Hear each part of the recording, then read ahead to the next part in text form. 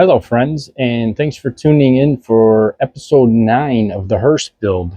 Uh, Last time we did a bunch of work on the rear door. We got the inside edge of this all framed out, and off camera, I did a bunch of the sanding up and stuff to get everything ready for paint because I really want to get this thing in paint in this episode. So I'm hoping to be able to get it in primer and do some of the weathering work because we're going to have a couple spots on there that were a little bit rusted, but not bad, you know. But that's what we did with the interior trim piece there. Put a little bit of Bondo in here and sanded it back. There is a filler in there, a piece of styrene, and then I just cut it so that the hinge still works and everything. And we did this on camera, the upper trim part.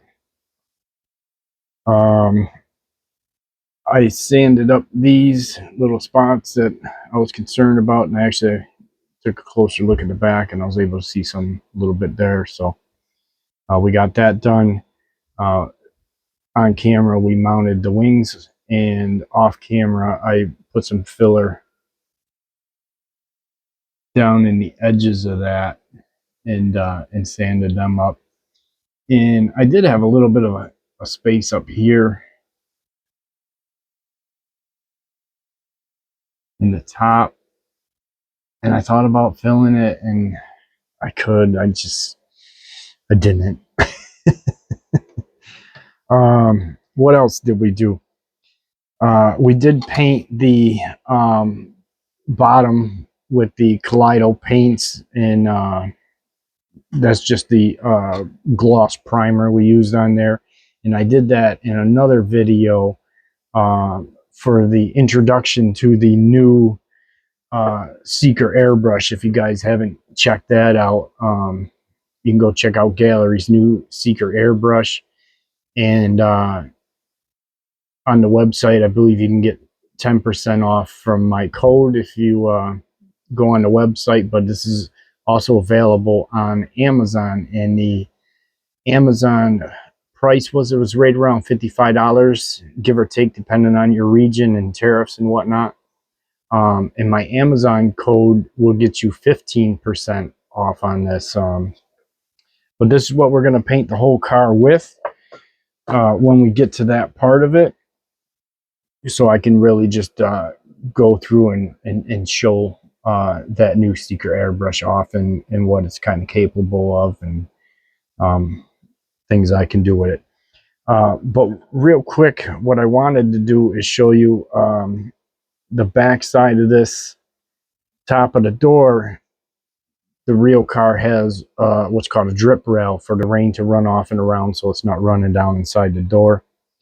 And I got a tiny piece of styrene here that I just kind of bent by hand. I didn't even measure this. I just gotta get my face out of there.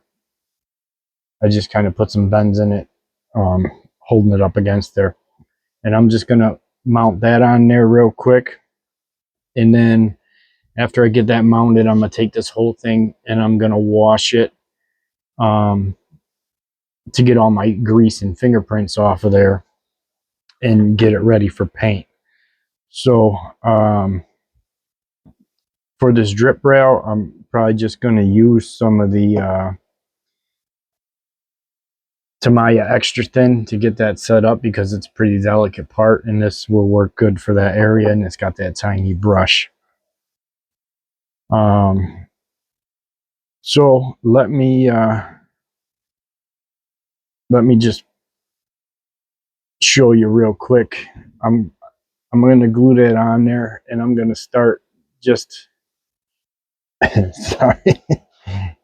I'm going to start just at this edge, and I'm going to get that edge glued down, and then I'm going to form it slowly going around there, a little bit of glue at a time, and just lining it as I go. So And I'm going to have to do that off camera because it's just going to be difficult to do on camera, but I'll bring it back and show you and try and explain again what I did do. So let me pause you. I'll get that done so we can get moving along, get this thing ready for paint. All right, so that was pretty finicky, but I got it done. I got that drip edge on there. And I'm just going to sand up these corners and just kind of knock the edge down a little bit to make it come more flush with the car as it gets to the bottom, is the way it looked in the picture. I'll put the picture up right there, and you guys have a better idea what I did. Other than that, I'm going to sand this up, and I think we're ready to put it in primer. There was one other thing I wanted to do that a friend had mentioned to me that seemed like a great idea. Remember in one of the earlier episodes, we made these door handles so that we could reverse the, so that we could reverse the door handle so that the rear doors open up backwards, suicide style. And I kind of thought about this a little bit, and then somebody else mentioned it in the comments, was to take some putty, and I do have sculpting clay that I used to use back when I would make resin parts and stuff, and use some of that along with the UV resin and try and make my hinges out of that. So, I'm sorry, my door handles out of that. So I am going to try that and see how it turns out, and I'll show you guys what we come up with on that. I'm not going to do that right now, but we are going to try that out just as an alternative. My concern about it was that the clay doesn't have a smooth finish, so it may be a pity finish on the finished product when I take it back apart.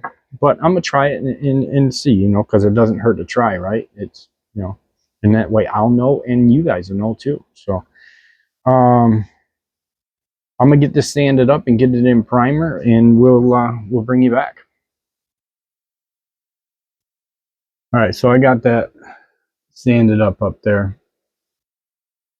I did use my diamond tip file just to kind of knock the edge down a little bit on both sides, and then I just went over it with the Stedi 400 and just kind of smoothed it out. While I was doing that, I thought I might as well fill in. Oh, wrong side. I might as well fill in these little edges that I had here. And I forgot to mention that at this point off camera, I did do a mock-up with the rear bumper, and I did a lot of sanding on that to verify the correct fitment and get everything true and flush on that bumper. The bumper's not horrible. There is some pitting marks down in here. Let's see if I can show you that a little better. Yeah, it's gonna be hard to see. There is some pitting marks right on that little edge of that wing coming down. But I think I'm gonna I could strip it and re-chrome it and everything, but I think we're gonna go with it. It's not horrible. Same thing with the front. And if I was to re-chrome it, I would use that Fusion Firm stuff, which is everybody's been talking about on the other channels. Really good stuff. So let me get this washed up, and I'm gonna go ahead and prime it off camera. I'll be using the Mr. Surfacer red oxide primer, which is a car back this time. I'm sorry, I said that wrong. in 1959, they would have used a red oxide primer on these cars anyway. So let me get to it, and we'll bring you back. All right, so we got the inside edges of that sanded up. So we got rid of that little tiny gap that was up in here between the body and the wing. And I just used the Stedi 400, and I just cut off a couple smaller pieces to fit in some of the tighter areas.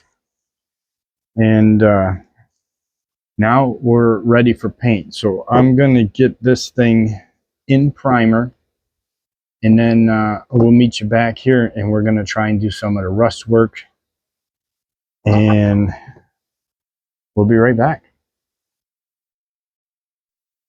Real quick, I just wanted to point out too, before you start painting and priming on this thing, you want to get your hinge taped off. Otherwise, it's going to get too much paint built up on it, and you're going to have a terrible time trying to get it back together. Let me pause you real quick, and I'll show you what I did. All right, so I just used a 3M masking tape. This is like a, what, 1.5 2 inch wide, and just wrapped it around there. Not hard, just, you know, softly, just to, you know, seal it up. And I'm gonna push that right down inside the car for now, and that'll be fine. And we're gonna go get this in primer. All right, so we're back. It's been a long time later, but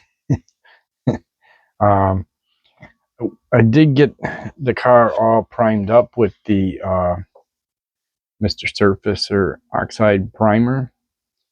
And then I got a couple dirt nibs in there, so I just kind of I sanded that back, and I used another Stedi, but this time I used the 800 grit. Just kind of worked that back a little. And we're going to start trying to do some of the rust stuff. And I got this technique from, seen Manny doing it on his channel. And I figured I'd give it a try. And well, he got me most of the paints to do it too. So, but I did some weathering years and years ago. And I'll pause you. Hold on a second, and I'll show you a car I did. All right, I'm back. So I had this car that I did many years ago, and it was a lot of fun. And at the time, I was trying to get Manny into trying out doing one of these, but he never quite did. But now he's big into it, and I'm off on a different adventure. But it's all good fun. Anyways, without further ado, now this car has been through a move and everything, so it's had a hard life. I used to have the headlight hanging down by a wire, all still intact, and I had the front trim for the lower of the hood half attached and half just kind of bent up in the air, and I used like aluminum foil for that. But that's the car. He did some Dremel works on it, busted up the windshield, busted out the back window, and the idea was, you know, this car was in a drag race and kind of hit a wall and just got parked and sat for many years. And I did that, gosh, it had to have been 16 years ago maybe. And I used this weathering kit. I still have it. I still have the instructions. It's a Rustall product. And that's the instructions. If any of you guys are familiar with it. And then these were the bottles that it came with. And then I put a bunch of the old Testors brushes I threw in here.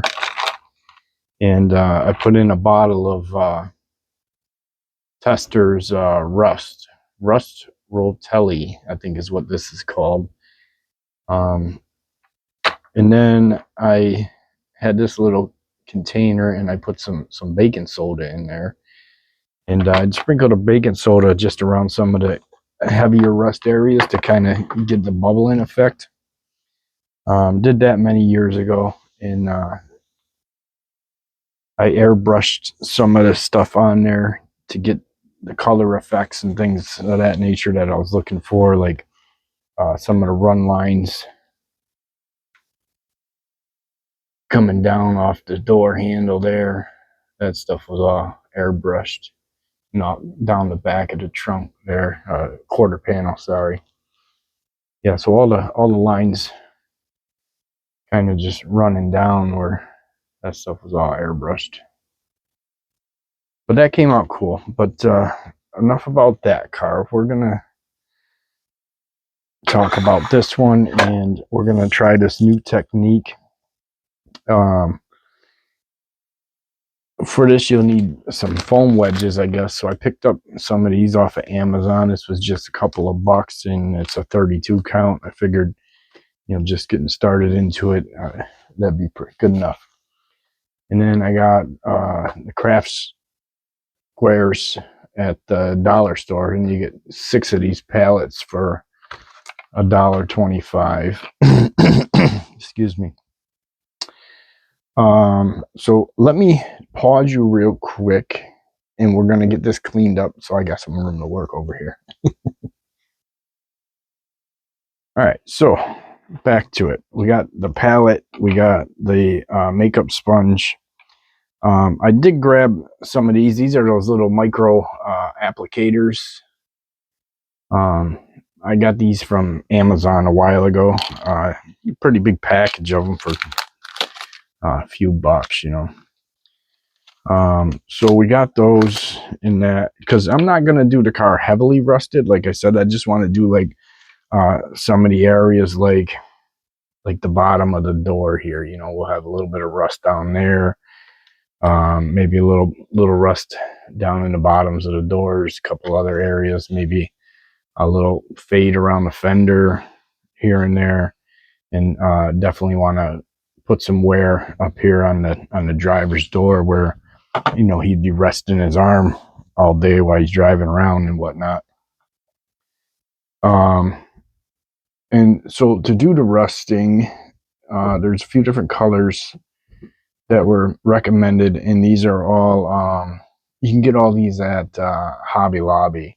The first one is a Deco Art, and I'm not sure if it's because it's not available in the Folk Art, but this is Marigold.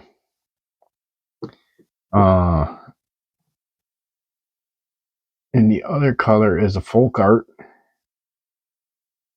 and that one is Burnt Sienna. And the other one also is a Folk Art, and that is Burnt Umber. And then for some of the sun-baked kind of rust, there's Terracotta. Those are all Folk Art. There's another color, Teddy Bear Tan, and that is a Folk Art color. Now, I'm not sure I'm going to use all these colors. I've never done this way before, so it's kind of like the first time for me. And unfortunately, I didn't even practice doing this. I'm just going to kind of go for it. So bear with me. So yeah, so we're just going to get, we're going to start with, I guess, the Marigold. We're going to get some of that down on the on our palette. And I'm just going to try and keep the brush dry for the most part, and just kind of dry brush this on a little bit. Put it on the sponge, and let's just try going across the bottom of this door a little bit.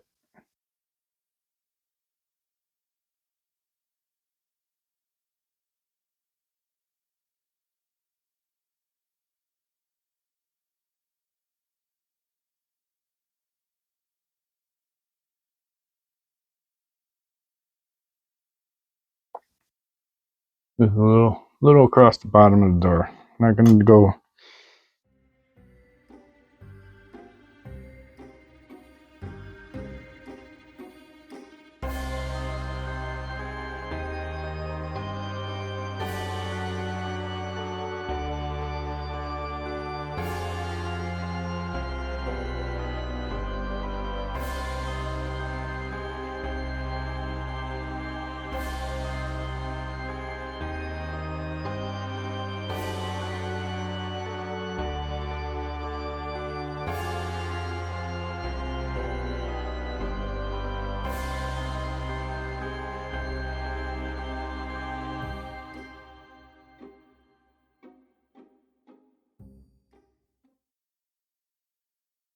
Alright, so that's our first coat on there. I forgot to do a little bit on the roof.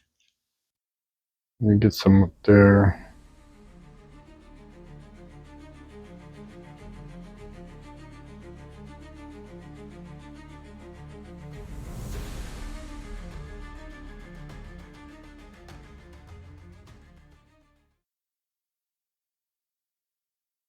And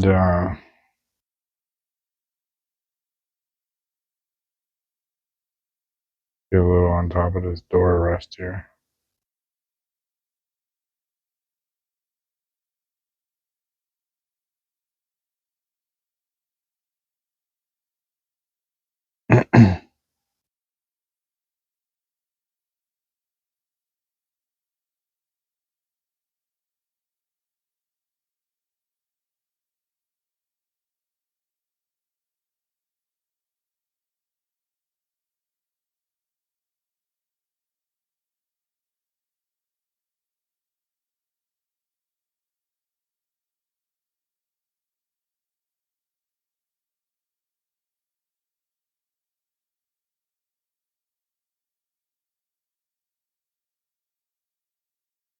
Alright, I think that's pretty good. I don't want to do too much, you know.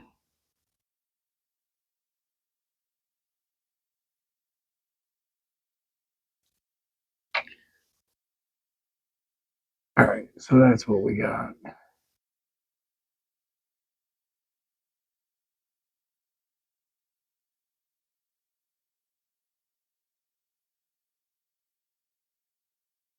And then the rear door. Actually, I feel like I should put a little bit more right in this area of the door where there's a lot of action.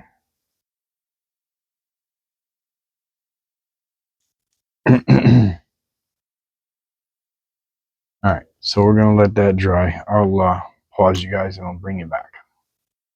Oh, and that was the marigold was the first color we used there.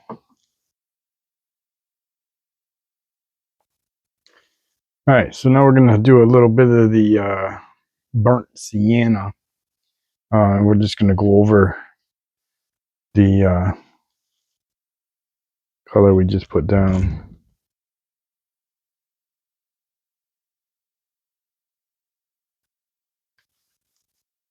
So basically I'm just gonna dry brush this on almost right over what we already put down on there.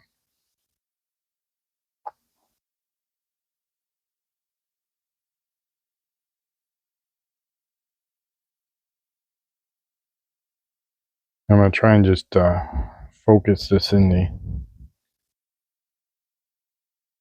areas that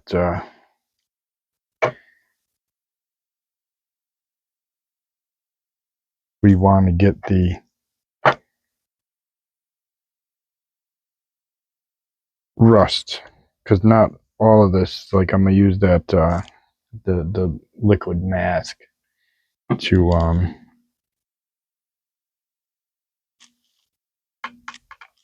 cover, and that'll just show out the areas where the rust is gonna be.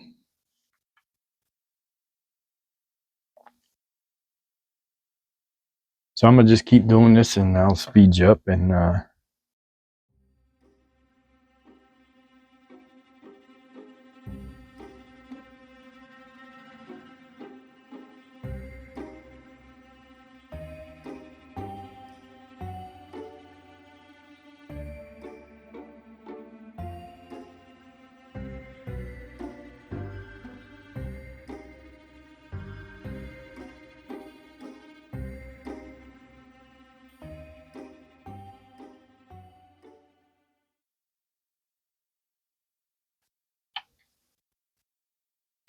right.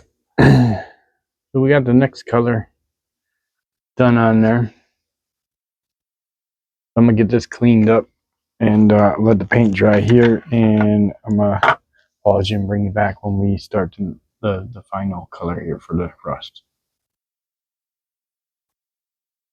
All right, this looks like the final step for the rust before we put on the mask, and this is the burnt umber. It's also folk art. This one seems kind of thicker than the others too, or I just didn't mix the other ones good enough.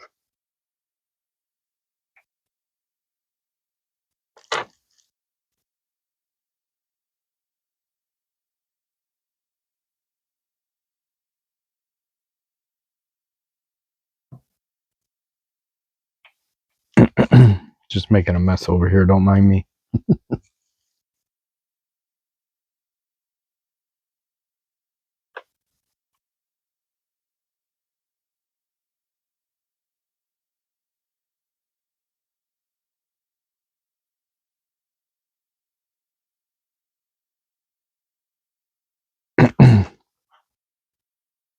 All right, we'll start with the door because last time I forgot the door and you guys didn't even tell me.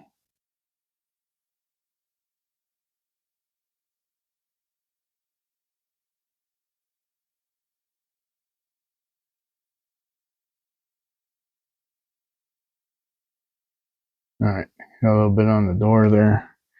I'm gonna go ahead and do that with the rest of the body.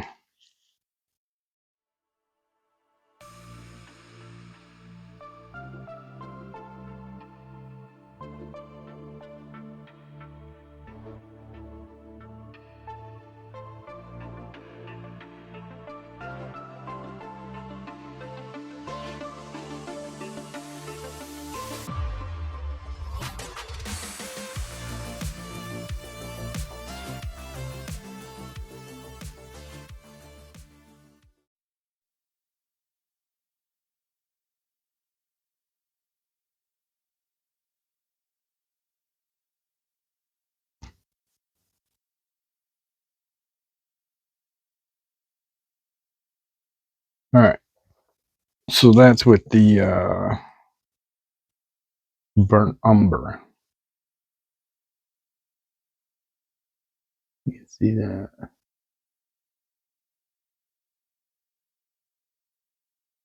And I'm not going to use all that area. I'm just going to use a few spots in there to the hood there, bring out the color. And there was one other color he used. I think it was the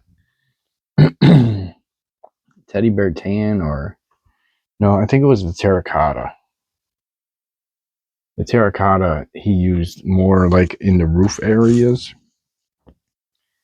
where it's not like, you know, subject to rust, but more sun bake. So I forgot about that. So we're gonna do a little bit of that on the top. Let me pause you. I'll bring you right back. We got the terracotta, and we're gonna use that a little bit on the roof, the tops of the doors, and the tops of the fenders. But yeah, and try and get just a real dry brush on there with this one.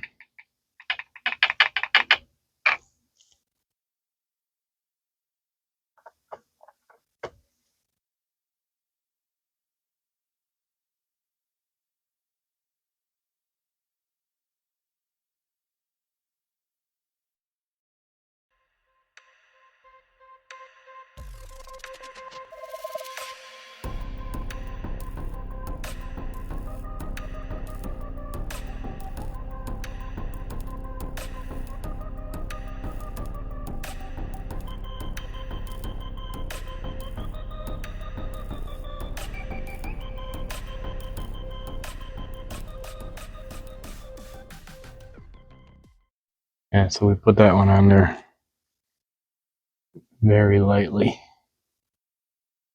You can see that. I think that looks pretty cool. All right, so I'm gonna get this cleaned up, and then we are going to do the Incredible White Mask by Graphics.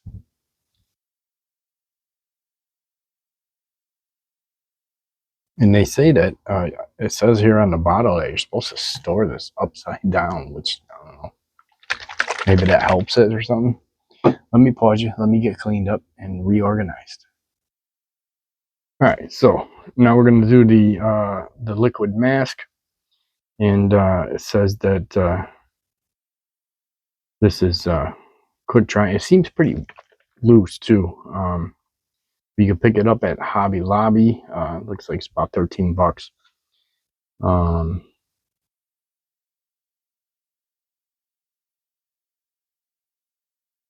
And I didn't go online to read the instructions. Apparently, you gotta scan that code and go read the instructions. They don't even put them on the bottle anymore.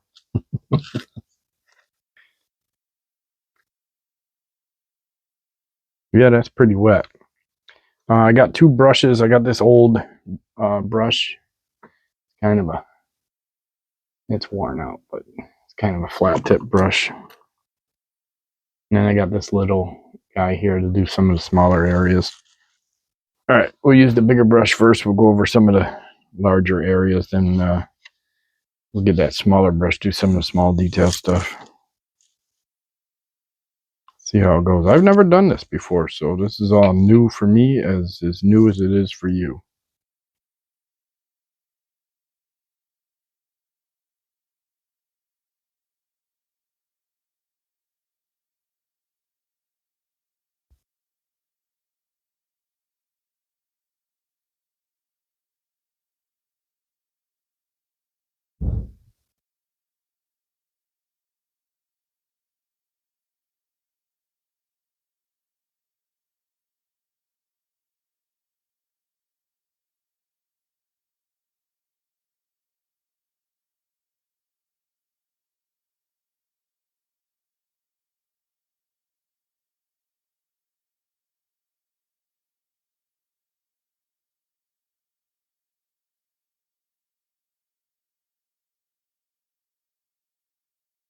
I was almost wondering too if I should like go back and sand any of these spots down that I'm not using.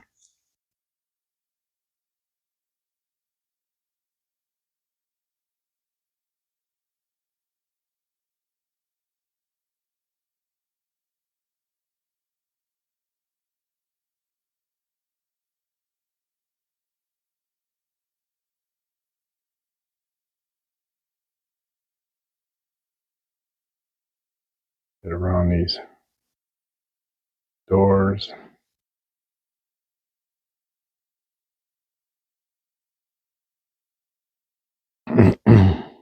This is fun though. I think for the roof I want to use that little brush. I tried doing it with the big brush, and I think that's just going to be too much glue there.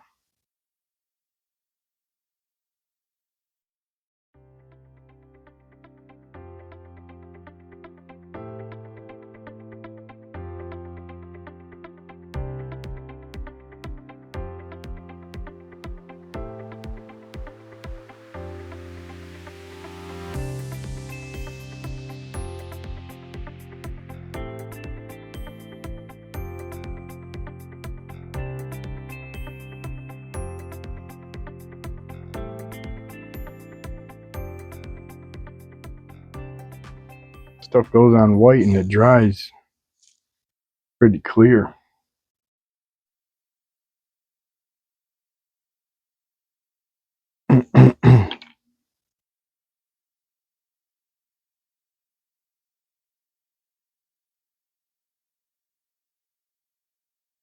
You can kind of see those clear spots, and you can kind of see some of the spots where it's still wet.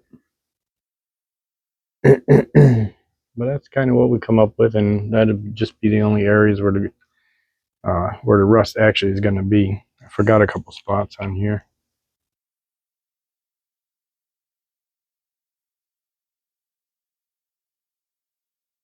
And then I think I forgot to do the whole back door again because you guys didn't remind me. I thought you were paying attention.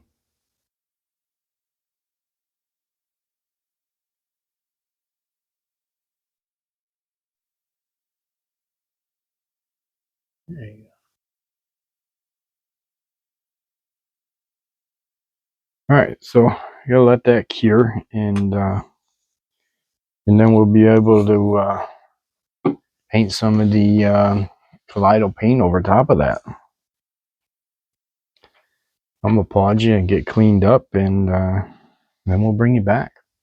All right, so got everything cleaned up. Got the car over at the paint booth. Um, this part we're going to be spraying the body in the Kaleido black, and that's out of the 12 primary kit set.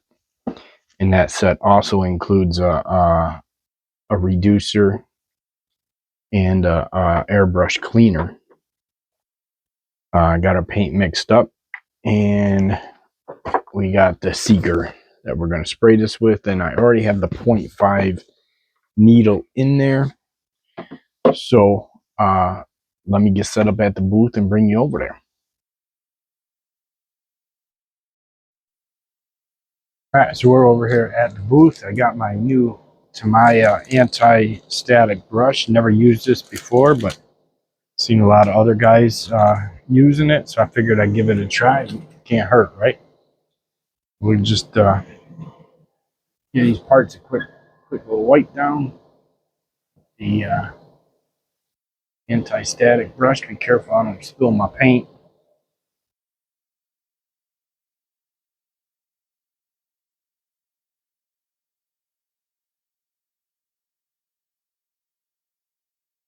A lot of times I get dust nips in my paint and everything, so I figured it's worth it to give this a try. Got it off of Amazon. I forget what I paid for it. All right, so got everything's all dusted off. Got the Advanced Series Seeker. Got the 0.5 needle in there. Get the cap off. The cap does seem easier to come off of there now. I know they had some problems with that in their earlier brushes. Got our black paint all mixed up. Hopefully I made enough.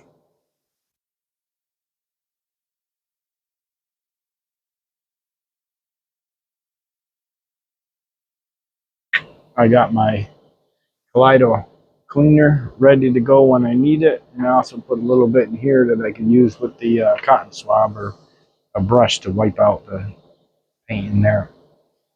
Let's get our cap back on.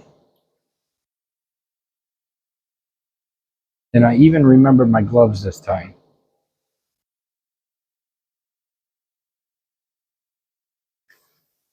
Do a little test spray there.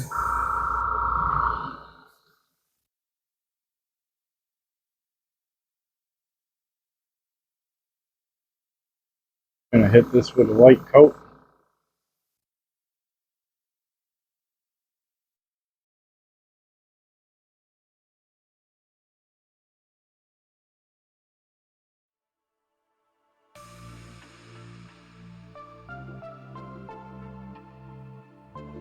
The areas where we put the glue for the rust or the liquid mask.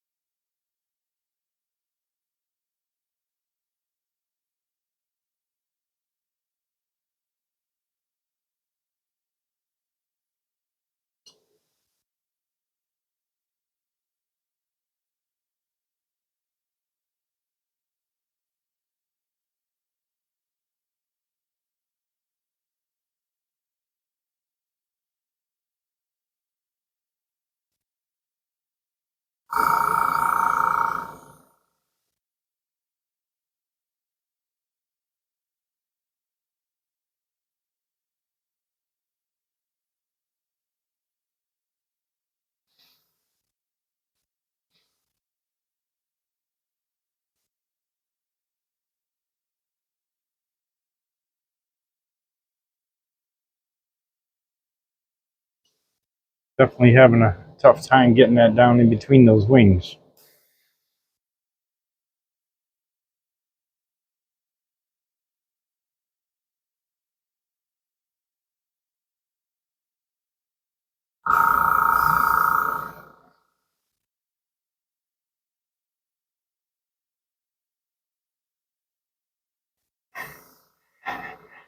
Get inside our door jamb.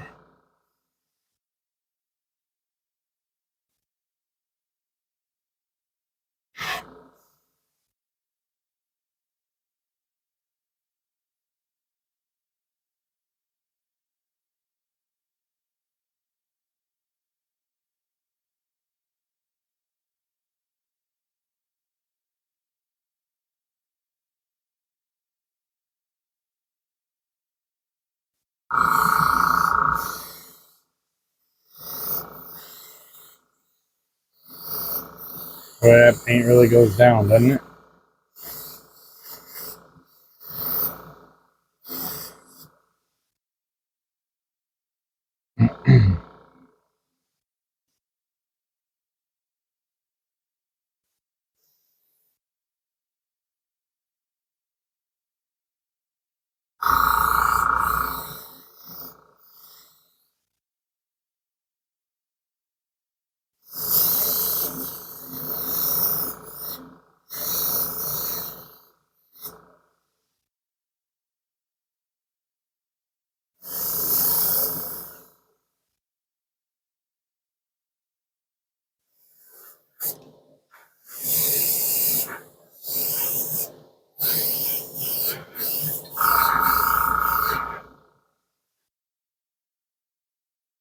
And we're out of paint.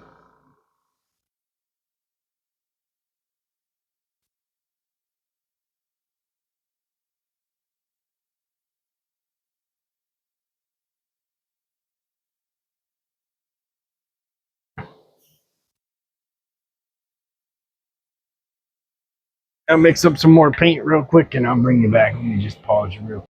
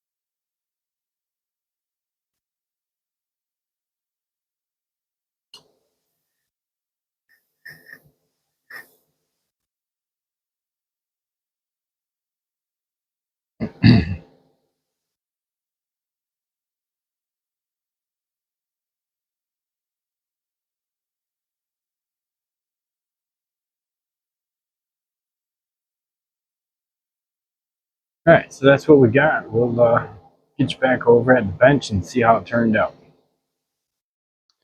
All right, back here at the bench, we got the hearse all dressed in black.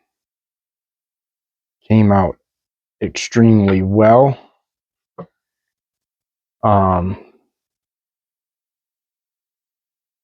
Couple of